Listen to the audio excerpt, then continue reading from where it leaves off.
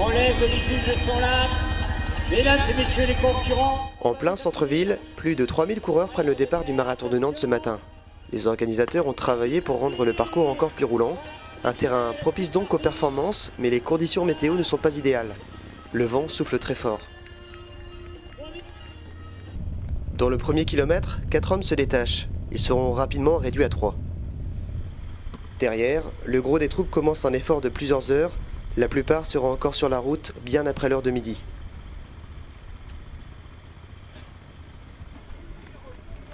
À l'avant, les coureurs ont un chrono en tête, 2h19,56.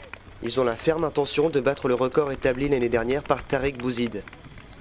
Le coureur local, Abderrahman Kmaiti, fait office de lièvre pour son coéquipier Saïd El Fadil et l'Éthiopien Ashenafi Ketema Birana. Il est chargé de les emmener sur les bases d'1h08 au semi. À ce rythme, le trou est déjà fait. En 4e position, Kouider Bourekba se détache. Il sera seul pour couvrir les 42 km.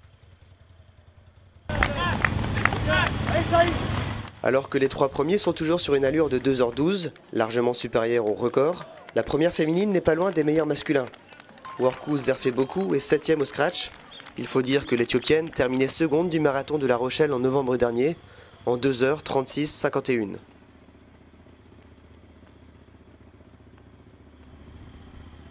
Son compatriote n'attend plus le lièvre. Il compte 100 mètres d'avance sur les 2 poursuivants en 15 km. Pour son deuxième marathon, le coureur éthiopien visait les 2h13, 10 minutes de mieux que son premier essai sur la distance. Il est juste dans les temps et passe au semi en 1h06,29. Saïd El Fadil, esselé pour son premier marathon, pointe en 1h07,34. Workous Zerfeboku est aussi dans les temps en 1h16,19. Les écarts sont importants et les classements ne changeront pas. Dans le peloton, les coureurs font le nécessaire pour suivre la cadence des meneurs d'allure. Finalement, Ashenafi Ketema Birana remporte le marathon de Nantes et bat le record en le portant à 2h16,59. 3 minutes de mieux que l'ancienne marque de Tariq Bouzid.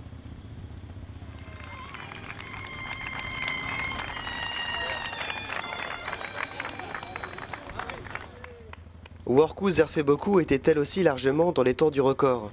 Mais elle se désunit complètement dans les derniers kilomètres. Elle l'emporte tout de même en 2h48,24. Comme elle, Saïd El Fadil aurait dû prendre un départ plus prudent.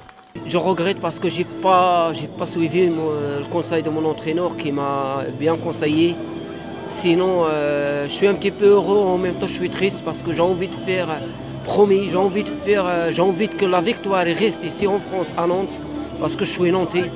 Malheureusement, c'était pour l'Éthiopie. Bravo pour lui aussi, et bravo pour tout le monde. L'objectif chronométrique, ce sera pour la prochaine fois.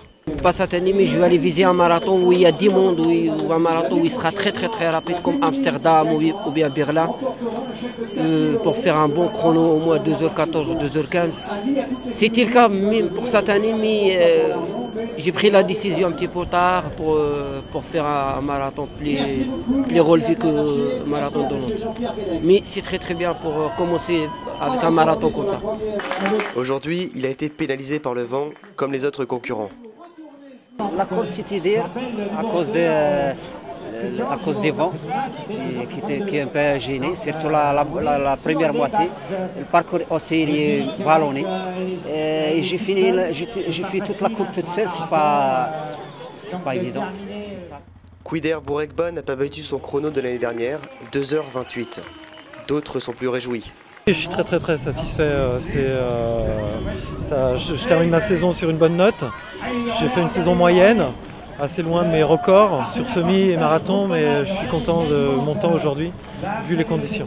Sur marathon, j'aimerais pouvoir me rapprocher des 2h27 l'année prochaine, c'est mon objectif. Rendez-vous donc à Nantes en 2013 pour d'autres délires et de grandes performances.